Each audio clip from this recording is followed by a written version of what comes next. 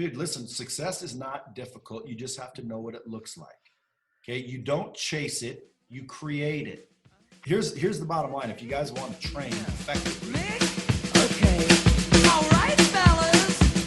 Let's go! Who do we have today? We have the man, the myth, the legend, The Brad Lea. legend. Boom! Boom. So at the end of the day, how many people did you talk to? Okay, I talked to 1,000 people. And you made $10,000? Yes. I'll bet you anything. Talk to 2,000 and you'll make double. Hire somebody to do it and pay them less than you're getting to do it. And then, well, I make $100. Why would I give them 80 of it? So you can have more time, dipshit. I'm not saying I'm going to get you to sign the deal, but I got to get you past an objection. Are you ever going to be where you want to be? Absolutely. Like when I go to introduce myself, I'm looking to build a relationship. Buckle up. It's the Insurance Dudes Podcast. Count how many people you're talking to so you can start to get some optics. So at the end of the day, how many people did you talk to? Okay, I talked to 1,000 people. And you made $10,000? Yes.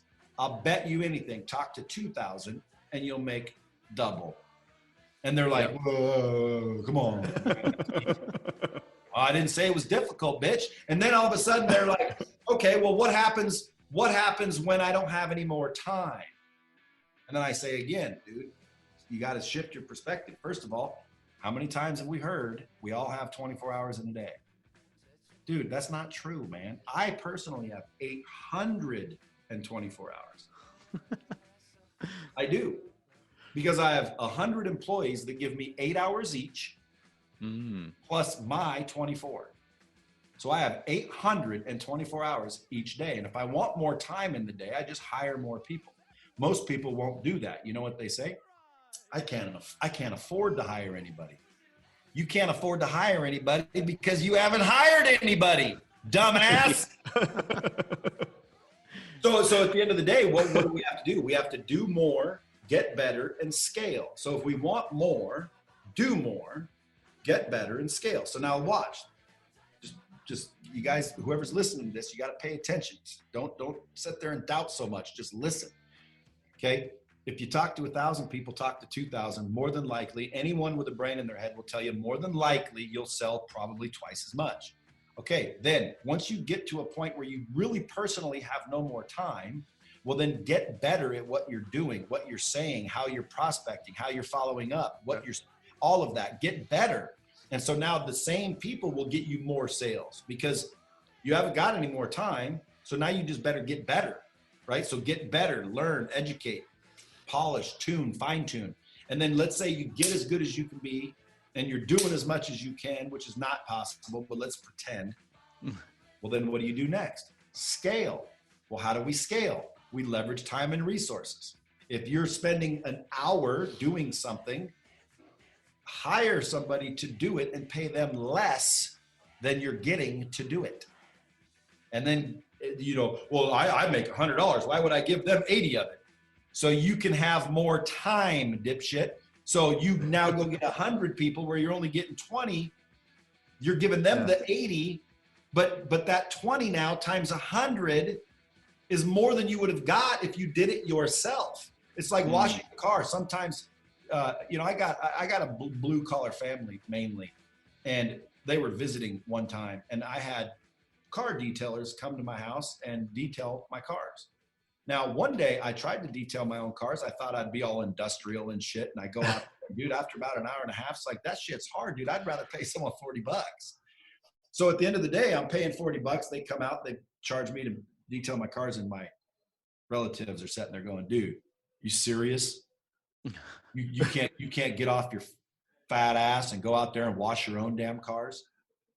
And I'm like, no. They're like, why not? And I said, because the hour and a half it would take me to wash all those cars, I can make $1,000. So I'm going to give those dipshits $40 to wash my cars while I make $1,000. Most people don't think like that. They're thinking, I'm going to save $40 and wash my own car. Oh, dipshit, you're going to cost yourself $960 to wash your own car? How intelligent is that? Like, dude, let the work be done by somebody else. Same thing, dude. Listen, let me ask you a question. Would you rather get 100 million handed to you or earn 20 million? Get 100 million handed to me or earn 20? Or earn 20 million. Which do you prefer? I think that it would be, there'd be a hell of a lot of value to the 20. Yeah. Yeah. If I earned it. Yeah. See, again, you guys, listen. Why do you believe that? Because I could duplicate it. Really? Yes. 5 times? Sure. How long would it take you? Not for me, but I would put the process. How long would it take you to duplicate it? I don't know. I thought I was going to die if I took the 20 or if I took the 100. No, listen. I'm just kidding. I know, I'm just kidding. This scenario, and what's crazy is most people say the same thing. Why? Because we're taught to believe it's not worth it if you didn't work for it. Bullshit, dude. 100 million is worth more than 20 million, no matter how you look at it. Okay. Right. If I'm going to hand you $100 million or make you work your ass off for $20 million, when we're both done, take the 2 different people. This one just took 100 million, and then this one worked their ass off to get to 20 million. Okay, when they're done, this person's tired with $20 million. This person's pumped up with $100 million. Who's better off? 100. Of course. Now, again, we can try to justify, because that's what we're doing here. We're rationalizing why we want less. Okay, well, I'll be able to duplicate it. Well, dude, lose 20, 30 million. You'll learn the same shit. Right. You can learn by losing 20 million, and I'd still have 80 million. So now I'm going to go learn how to make the 20 million by losing 20 million. You're still only going to have 20 million, and we're going to have the same knowledge, but I got 80 million. You got 20 million. Nobody, I try to see where you're going with it, and nobody today has convinced me. And by the way, I'm open-minded. Most people aren't. I'm open-minded. If someone can convince me or give me some new information that would make me change my mind, I will. But right now, dude, there's no shame in asking for help. There's no shame in receiving something for free. And you got to work for it. Who the hell got you convinced of that? Like, dude, right now, if someone just handed me $1 billion, because that's my goal, I want $1 billion. Millions are pretty easy, right? Yeah. Billions getting like, damn, that's quite a bit. So like, if my goal is $1 billion and someone just saw this podcast and they were a multi-billionaire and they said, Brad, I'll give you $1 billion. I'd say, cool. Yep. Yeah. And then I'd say, thank you, sir. And then, well, you don't feel bad? Hell no. You don't need to earn it? Hell no. What if everybody knows you didn't earn it? I just gave it to you. I don't give a shit. Because what am I doing? I'm working and I'm doing what I need to do to get where I need to be. If you can immediately get me there, you're going to save me all that time and all that work. And that is ultimately why I'm doing it all. Right. So why in the hell wouldn't I just take the money? Well, because my mind and my upbringing and my belief system has screwed me into believing, well, it's not really worth it if you didn't work for it. Right. Shit. Give me $1 billion, dude. It's worth $1 billion whether I work for it or not. Yeah. Not to mention where my brain went, I made it real complicated. Well, maybe you know what I mean? Where it is that simple. And going back to what you originally said, it's like you break it down, make things simple. Dude, listen, success is not difficult. You just have to know what it looks like. Okay. You don't chase it, you create it. How do you create something that you don't know what it looks like? I'm going to create an art piece. What's it going to be? I don't know. Dude, it doesn't work that way. Everything starts with a picture, with a thought, right? Everything that was created, this phone was thought before it was real. Success is no different. You have to think about it before it's real. You have to identify it. Now, again, what are the tasks and goals that you have for yourself? Does that equate to this picture of success? Well, I don't know.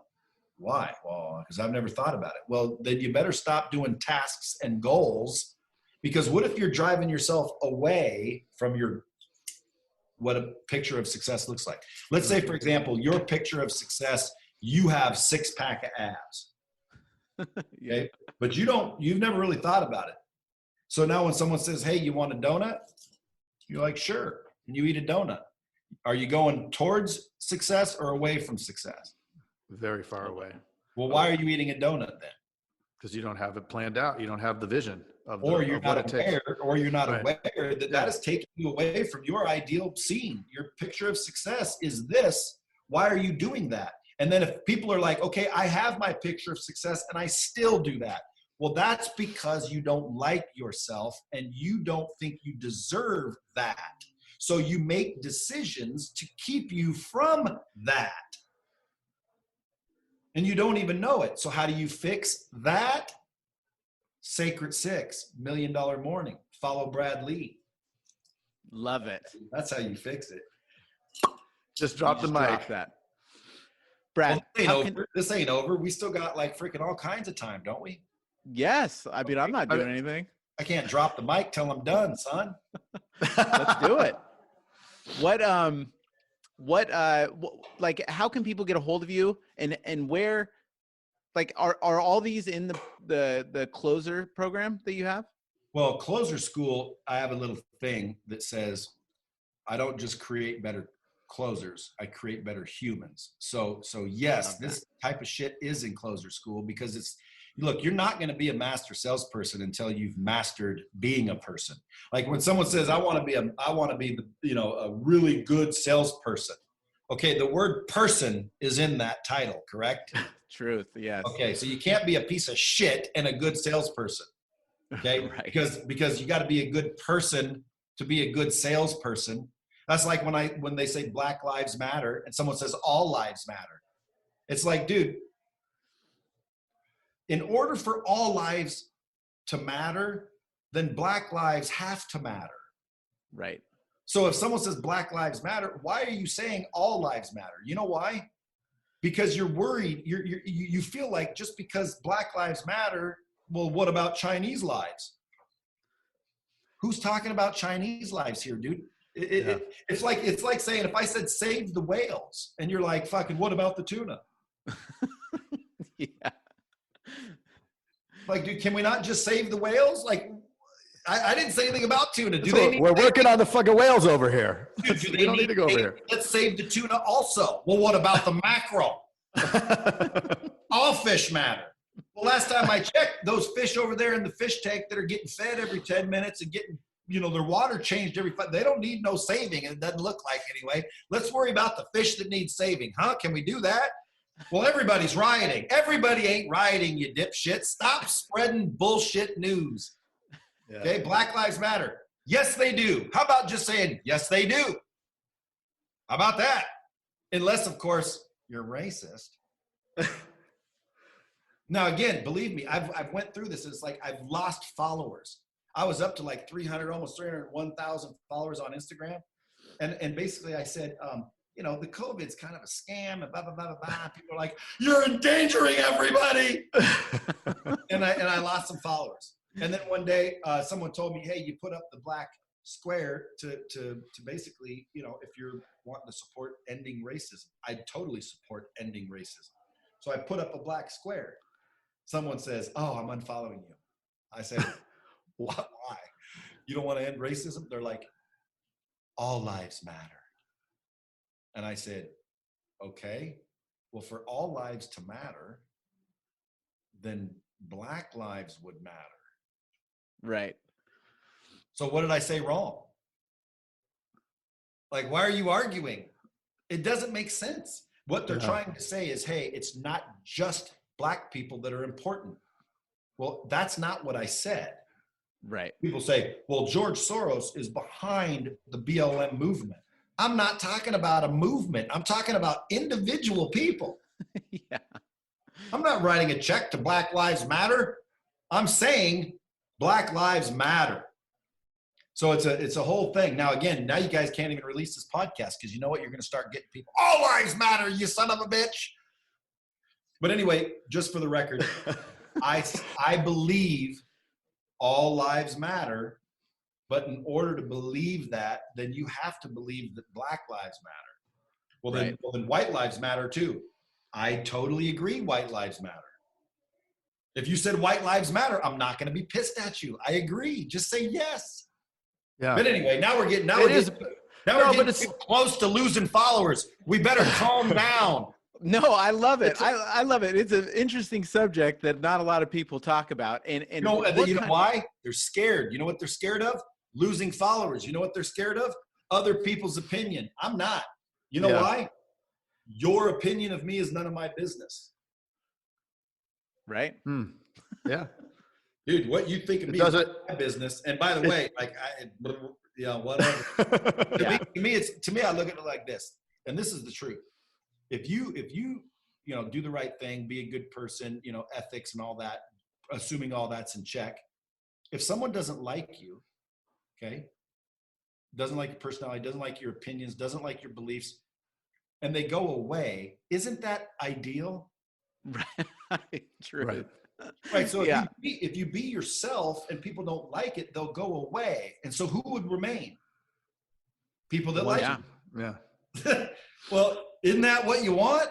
Like I only want people around me that love me and support me and encourage me and want me to win. And so when I come out and say something and I'm worried about what other people think of me, so I don't say something and I refrain from saying what I really believe, well then who's around me? People that probably shouldn't be. I'm faking it because I'm worried about people not liking what I'm going to say, when in reality, if you look at like just the let's call it natural law, you want that. You want that. You want to say what you believe and let the people that don't believe what you believe to go away, and let the people that resonate and believe what you believe to gather around. But too many people are afraid of the hate to find the love. Dude, if I had a bomb, I'd drop it. There's another mic. Dude, look, right So there. many knowledge nuggets. That's so true. I think that, and it's probably gotten worse now with social media and everything, in the sense of people so worried about that. Yeah, who cares? Like, just be yourself. I mean, you are your biggest asset. So if you can't be yourself, you're screwed. Dude, there's only one person you're not getting away from. Yeah. Michael Jackson sung about it. Man in the mirror, baby. Dude, you ain't leaving you, brother. You better start loving you. And then again, you start loving you. What do people say? Yep. Ass, arrogance. That isn't arrogance, dude. Arrogance is me thinking I'm better than you and I'm superior to you. And by the way, that's another subject we can tackle if you want. I am better than a bunch of people at certain things. It doesn't mean that I'm a better human being. It doesn't mean that I think I'm superior to somebody else. It means that I'm a better salesperson than you. Like, I'm better at this than you. Michael Jordan is a better basketball player than me. Does that make him a conceited asshole? No, it makes him talented at basketball. What's wrong with that? And by the way, if you want to look at somebody's money, I always say that money is just a measuring stick for talent. Like, dude, you're a talented salesperson. You're going to have money. You're going to have success. And people say, why money, success? Why'd you say it like it's two different things? It is two different things. Money doesn't make you successful unless you think that's a piece of it, which I happen to. Okay, I want money and a ton of it. So I can literally financially bless people. I think it'd be so awesome that my whole day is literally to accept meetings, and you've got 10 minutes to convince me why you should get the 10 million I'm giving away today. That's awesome. That's true. Because let's be honest, sometimes, dude, a $10,000 check is way more valuable than some stupid ass advice I've heard before. Right. Like I've been in situations where, look, dude, I need 10 G's now. Well, son, I won't give you the 10 G's, but I will give you some advice. Like, dude, it didn't help. I got kicked out. Shit. I already heard your advice too. I didn't follow it, which is now why I'm getting kicked out. True. But guess what would have been more valuable at that particular moment? Yeah. 10 G's. Yeah. Yeah. So I just want so much. Like, I got to be truthful though. my cup is not overflowing yet. So I want my cup to overflow. And then rather than going getting more cups, I'll just let it fill all the other cups. But you got to flow. Mine has to be overflowing first. People always email me after they hear a podcast I'm on where I say that. And guess what they start saying? Hey, give me some money. I need my money. No.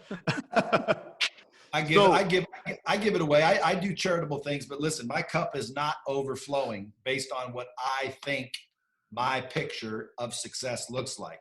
So let me get where I'm going and then come see me. Now, that's another thing which is funny. Most people say, Brad, what keeps you going? And I always say, what do you mean? They're like, well, what keeps you going? What keeps you motivated? And I'm like, well, I'm not where I want to be. And they're like, I don't get it. And I'm like, well, imagine like you wake up in the morning to take a piss.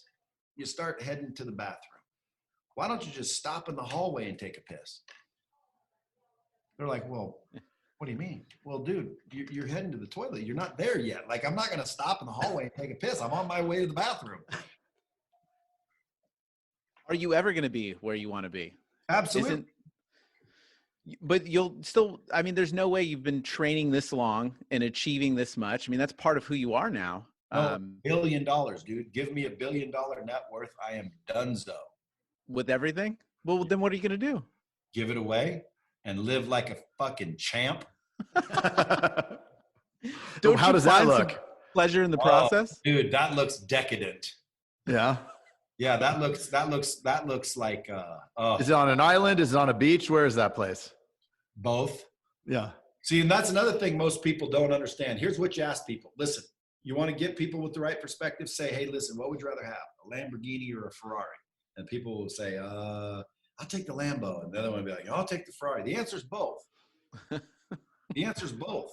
Like we went down to the Vegas Golden Knights Stadium. My wife loves hockey. I didn't ever watch it, but now I'm a fan, but she's like, let's go check it out. And so I'm like, okay, let's check it out. And of course there's these glass seats. They're perfect. There's very few left.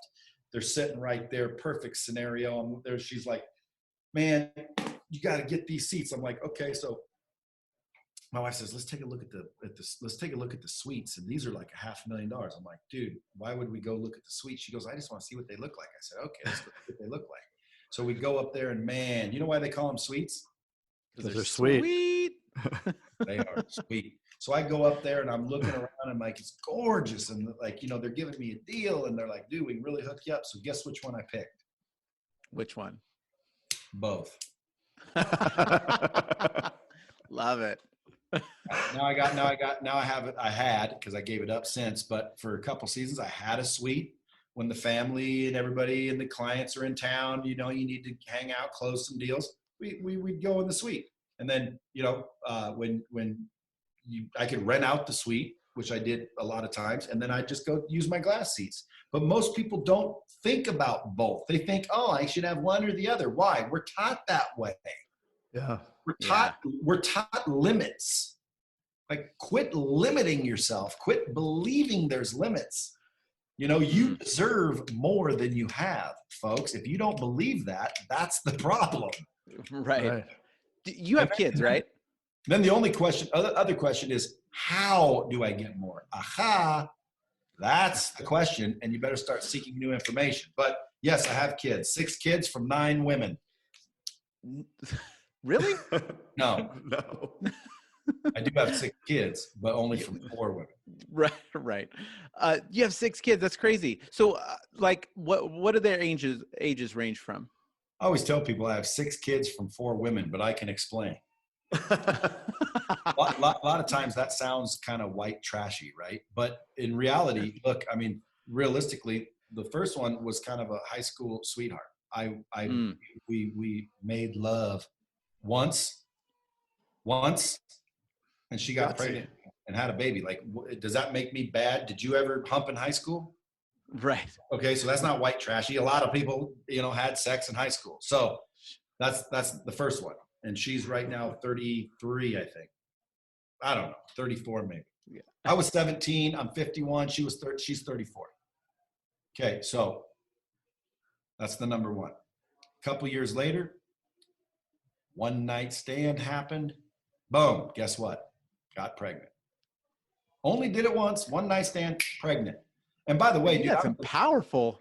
yeah, but watch, I'm the man, so I don't get to decide anything, right? The men don't get to decide. If a woman gets pregnant, she gets to decide whether they keep it or don't keep it and all that. So it's like, dude, that doesn't make me white trashy, a one night stand. No one's ever had one before.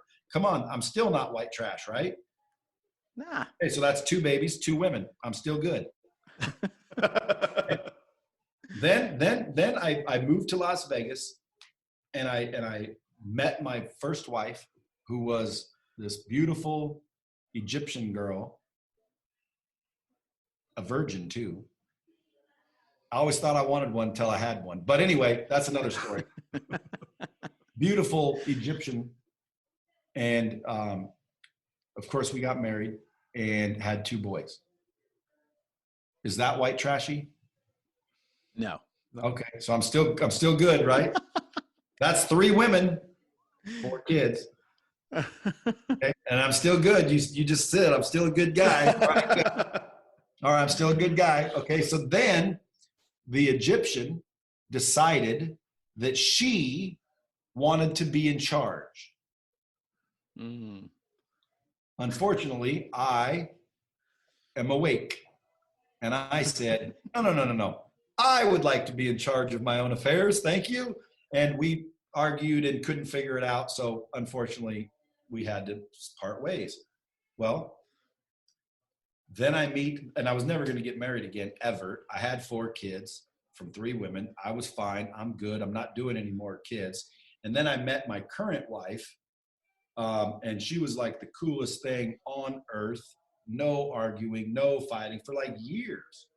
And then she was a little bit younger. So she hadn't had any kids. You know, normally you don't have kids at 14. No, I'm just Right. she wasn't that young. But she was a little bit younger than I was, and she hadn't had kids. And of course her dream, and she's never been married. And you know, her dream was to get married and have kids. So it's like when I fell in love with her, and it's like, she's just this really cool girl and she deserves the whole world. I'm not going to deprive her of getting married and having kids. And that was her dream. So I'm like, okay, I'll get married again and I'll have kids. So we've had 2 little girls. And so I have awesome. 6 kids from 4 women, and I don't regret any of them. It's still No. not white trash. And No. I'm still thank you. I'm still You're not good. trash. But it sounds white trashy though, doesn't it? No, I wasn't even going there. I was just stating the fact that you have a huge personality and a huge perspective. And I mean, like, I have 4 kids, and it's like, to you know, how do you teach them these principles growing up? Well, I don't. I say they can figure it out for themselves. Just you lead by example. You know, I talk to them and kind of try to point them in the right direction. I don't give them everything. I make them work for things so they don't get too, you know, snippy and entitled. I think when people are talking about the millennials and this new generation, and they're all entitled, and you know, they don't work like we used to work, and I think that's just stupidity. Because, like, dude, if I had the advantages of internet and stuff, you know, I would do the same things they're doing. Just because they can make money easier today, it doesn't make them lazy. It doesn't make them bad. It makes them a millennial. Like, dude, their opportunities are different. They're going to respond different. They're going to react different. So I just try to remember that, you know, nobody's perfect. There's no such thing as a perfect person. So don't try to, you know, look for one. And, you know, that includes my kids. I just try to make them the best people I can make them, you know, and that's what I do with Closer School. Like, let's just become better humans. Because what if I can't teach you to be any better of a salesperson, but I fixed your confidence, or I fixed your self-esteem, or I fixed your, you know, call it self-love if you want. You know, is that a bad thing? Hell no, dude. Fixing your self-esteem will do far more for you than teaching you how to get one more deal a month. Because if I can fix your self-esteem, you will get one more deal a month. Right. It just falls in line. Absolutely. Yeah. And again, like when it comes to insurance, man, you need leads and you need training. That's all you need. When I tell people, like, you know, I could never do sales. I'm like, anyone can do sales.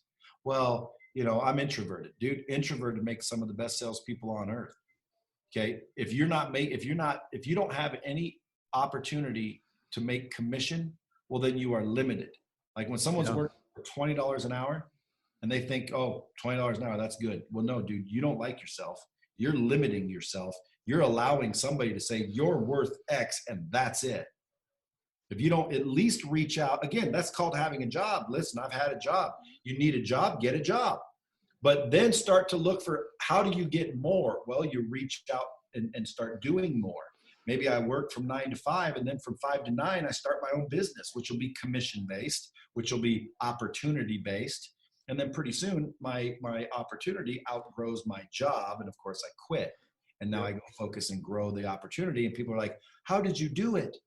I wanted more than I was getting. So it's not rocket science. People are making it too difficult. Same with sales, guys. Here's the deal. Step 1 in sales is preparation. Step 2 is people can call it whatever you want, but it's meet and greet, introduction, establish rapport, whatever you want to call it. But it's, step 2, step 3. And by the way, that step right there, that's the key step, because if you do more of this, you'll make more, period. Like I'll take an average salesperson that talks to 1,000 customers versus a really good one, best in the world that talks to none. Okay, so when it comes to introductions, everybody's trying to figure out the perfect way to introduce yourself. There is no perfect way to introduce yourself. You're going to offend somebody. So guess what? Just be natural, be authentic, introduce yourself, be sincere, be real. Like when I go to introduce myself, I'm looking to build a relationship, not make a sale. I don't want to make a sale unless I need to make a sale, and I will make a sale, trust me. But the first thing I'm looking to do is build a relationship. Most people are looking to sell you something. I need a commission. I need this. Why am I meeting you? So I can get a sale. That's about you. Don't make it about you. Make it about them. I'm going to meet you. I'm going to build a relationship, and I'm going to learn how I can help you. And when I learn how I can help you, I'm going to sell you whatever it is I do that will help you. And then guess what? I'm going to sell your brother, your sister, your mom, your dad, all your friends, your aunts and uncles, and I'm going to sell you shit for the rest of your life. Why? Because I built a relationship first. So if you're not prepared, you shouldn't be introducing yourself. Yeah. When you are prepared, go ahead and make an introduction, but make a bunch of them. The more hands you shake, the more money you make. Just remember that. Okay. Then the next step when you do the introduction is you have to gather information. Gather intel is what I call it. You have to gather intel. That's building rapport. That's asking questions and listening for the answer, because a customer will tell you everything you need to know to sell them your product. And when I say sell, dude, you might as well replace sell with build value. Sell with build value. Why? Well, because an exchange is made when the value of your product or service increases beyond the value they have for their money. That's when it happens. So if you don't raise the value of your product or service higher than the value they have for their money, there is no sale. So all you have to do is build value, not sell them, build value.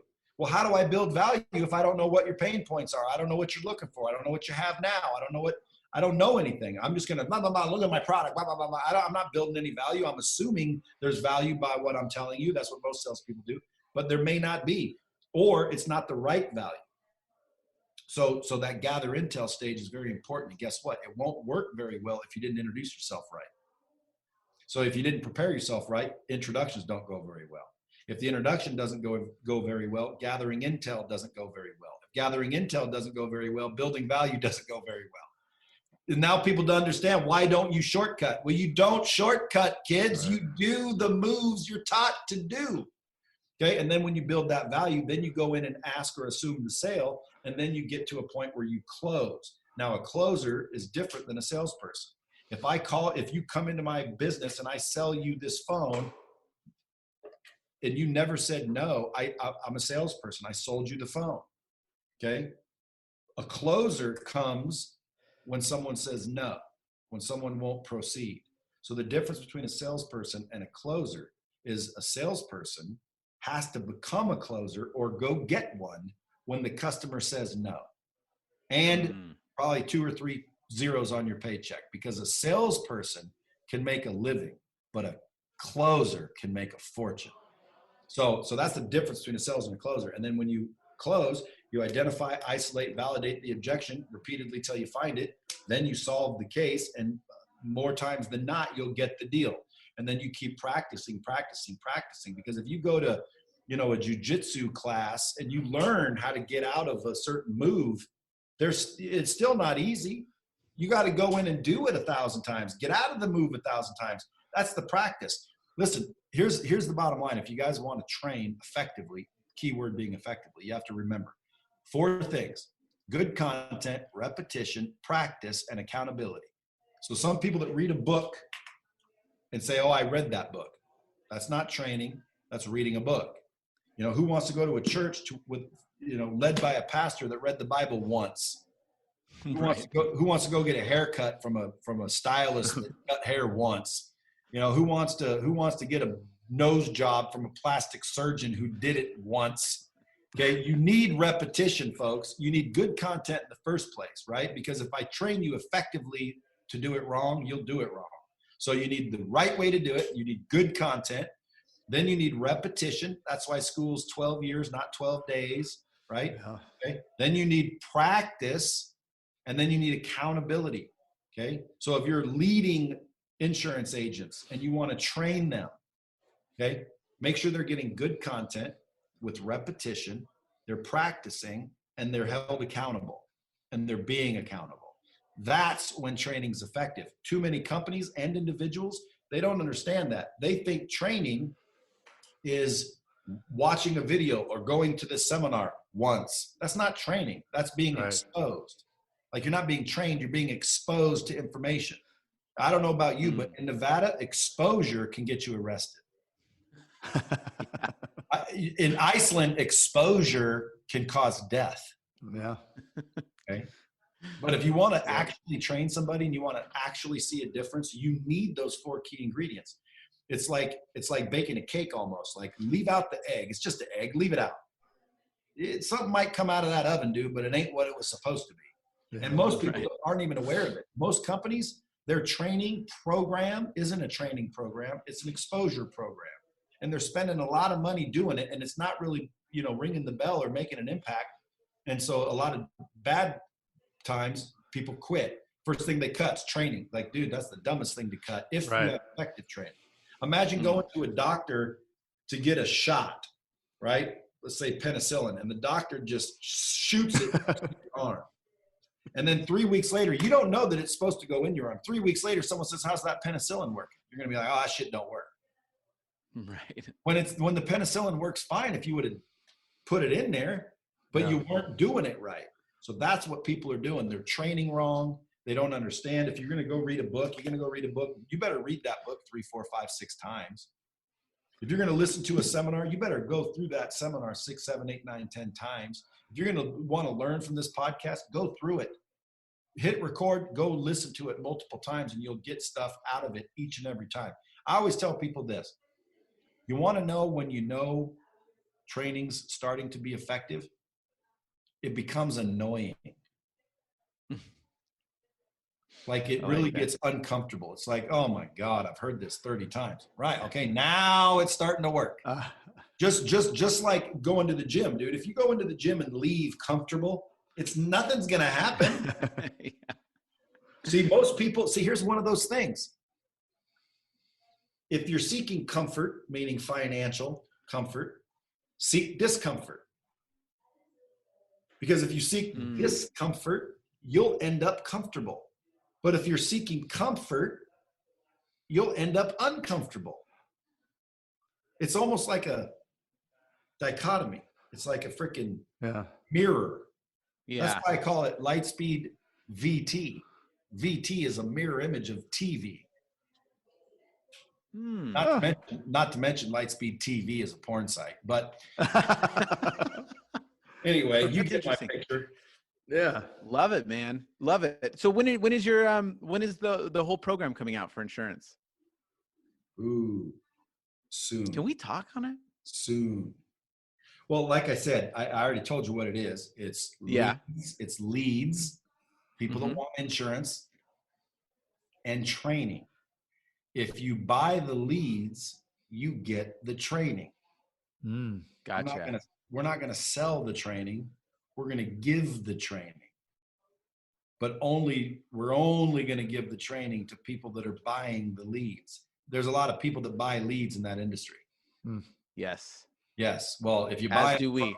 if you buy them from me, we're going to provide the training, which guarantees that you're going to get more out of these leads. First of all, second of all, they're higher quality leads because I'm highly ethical. And thirdly, you get to hang out with the best of the best, because once this is out there in the world, if you get your leads anywhere else, you're kind of stupid. Who wants to hang out with stupid people? Well, that's because, dude, if you knew a source right now where you could buy the best leads, period, you would buy the best leads with or without the training. Correct or incorrect? Correct. Okay, so we'll have the best leads. That's a fact. They're no more expensive than any other lead source that they're looking at. They're just better leads. They're fresher. They're newer. They're more relevant. Why? Because our technology allows us to interactively get data from people to where I know what kind of insurance this individual is actually looking for. So, because I have interactive technology. But anyway, once I get the lead, if this lead's $2 and could have been sold 1,000 times, and this lead's at $2 and it wasn't sold 1,000 times, which one do you want? So everyone's going to want the leads, period.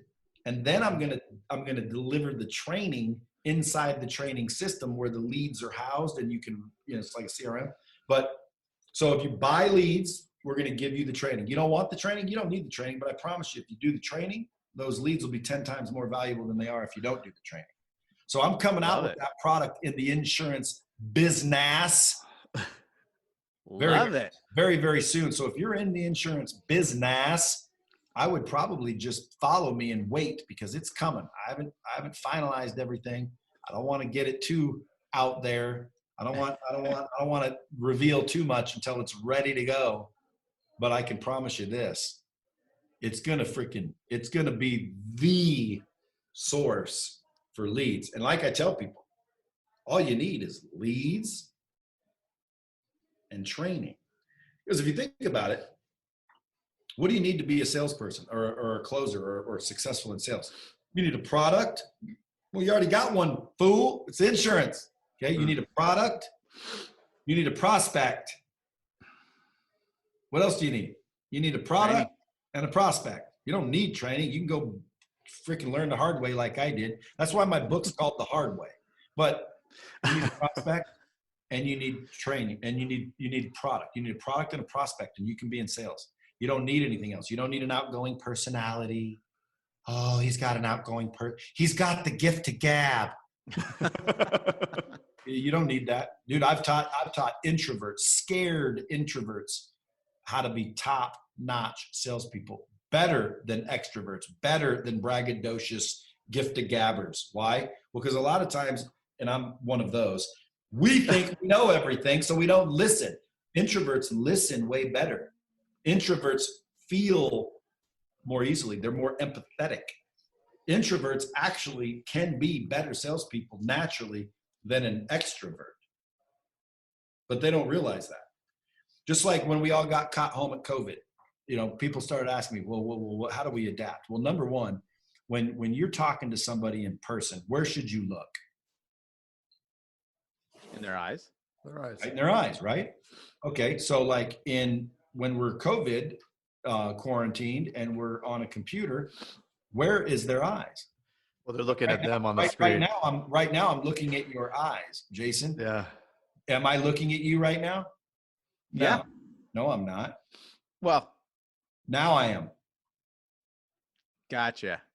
So the camera becomes their eyes, and most people don't understand that. Like when you're talking to somebody online virtually, look at the camera, even though you want to look down because you want to see their faces.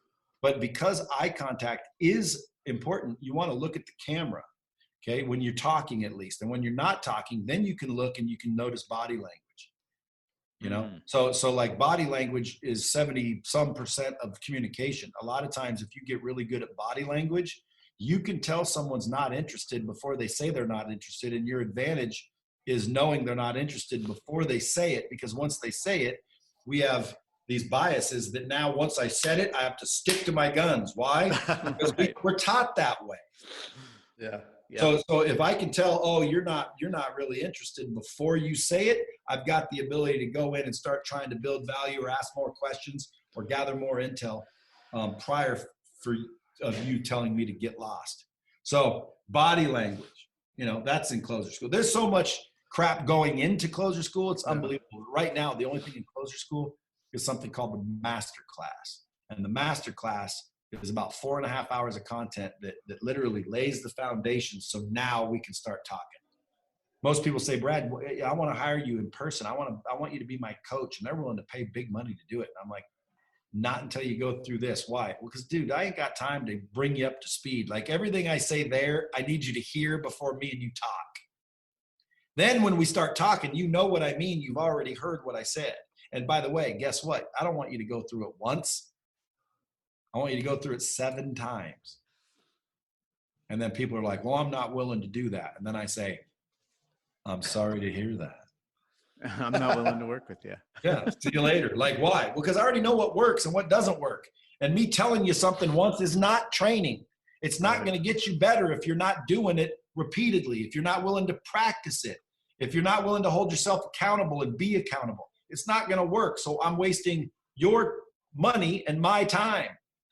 And I don't want to do that. Why? Because I'm ethical, because I'm more worried about our relationship than I am my pocketbook. I don't want your money if I can't help you, folks.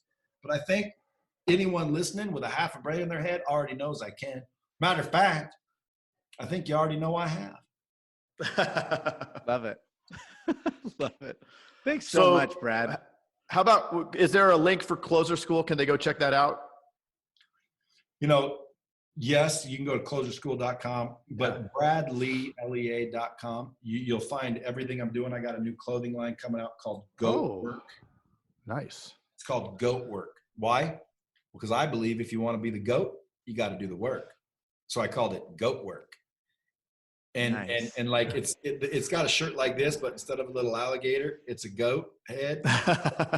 Oh, Love it. awesome. So like you check out what I'm up to at bradlea.com. You can go to closerschool.com. If you want to learn how to train your people better and you really want an unbelievable training system, go to lightspeedvt.com, or again, you can go to Brad Lea and find all this. But if you're in the insurance business or you're a manager in the insurance business and you want to get your team better, I'm not telling you I have the best insurance training in the world. That's coming. But what I am telling you is I've got a training system, a technology that you can put your content in, deliver with repetition, practice and accountability, role playing. And anyone that doesn't have our training system, utilized in your business, you really need to take a look at it, because it's so inexpensive. People are like, what's the catch? Like, it's software. It's not, it's damn near all profit. So, but you need a training system, keyword being system. So if I'm sitting there and I got 1,000 agents, dude, first thing I think of if I took over that company is I need to train these 1,000 people. I don't care how good they are. I'm going to train these people, and I'm going to train them effectively, and I will double and triple revenues. I guarantee it, no matter the company, unless of course they're already doing it. So the only way I can't double and triple a company's revenues is if they're already doing what I would go in there and do, which some of them are, but there are very few doing that. So if they would just like, hey, I want to double my revenue. Okay, good. Get a training system, do what I tell you to do, and your revenue will double. And here's what I always tell people. If you don't believe me, do it and prove me wrong. There you go. Love it, man. Love it. I've gone through I've gone through a few trainings that have been on your system, and I've always seen the Lightspeed VT at the bottom. Then I looked into it and everything. It's awesome. I mean, Yeah. I don't think that there's a better We've one. got leaderboards. We've got communities now. We're staying on the cutting edge. We're always innovating. So if you saw it last year, doesn't mean you saw it this year. But if you saw Lightspeed, powered by Lightspeed on your training system, then you work for someone who cares. You know why? Because let me tell you something, dude. It's not the cheapest one. It's not the most expensive either, but it's not the cheapest. It's just the best. People always say, well, what's the difference between Lightspeed and all the rest of them. And I say Lightspeed's only for the ones who care about actually training people. See, ours is a training technology. Theirs is a hosting solution. Theirs is built to store training material. Mine is built to get you to learn the training material. Love it. Thanks so much, Brad. You went the distance, Brad. The distance, man. Thanks for hanging out with us for so already? long. Are we done? I love it, man. Yeah, we got another one coming up. So, well, listen, if you're ever in Vegas, man, stop by. I'll put you on my podcast. It's called Dropping Bombs. There's a few more cuss words, but let me tell you something. It's a freaking good podcast, and I think you guys would be excellent guests. But I don't do things. I don't do these Zoom things, mainly because then I'd feel stupid for having state-of-the-art studios. Okay. Gotcha. Perfect. Well, I'll probably take you up on that because I'd love to come visit. I think that'd be awesome. We're open. Go check out my post, dude. I posted this really cool thing where they're turning the lights back on in Vegas. It's cool as hell. We're open. Nice. Man. Oh, Anytime. that's awesome. Good. Yeah. Cool. The dudes will come to Vegas. Thank you, Brad. Dudes, appreciate you. Yeah, appreciate you. Thank you for your time. Peace. Hey, you've got to check out the Insurance Dudes Inner Circle coming soon, where you get extended interviews as well as live coffee talks in our private Facebook group. Join the mailing list today at theinsurancedudespodcast.com. Hey, thanks for checking out the Insurance Dudes. Hey, please subscribe. We got some really great stuff coming out.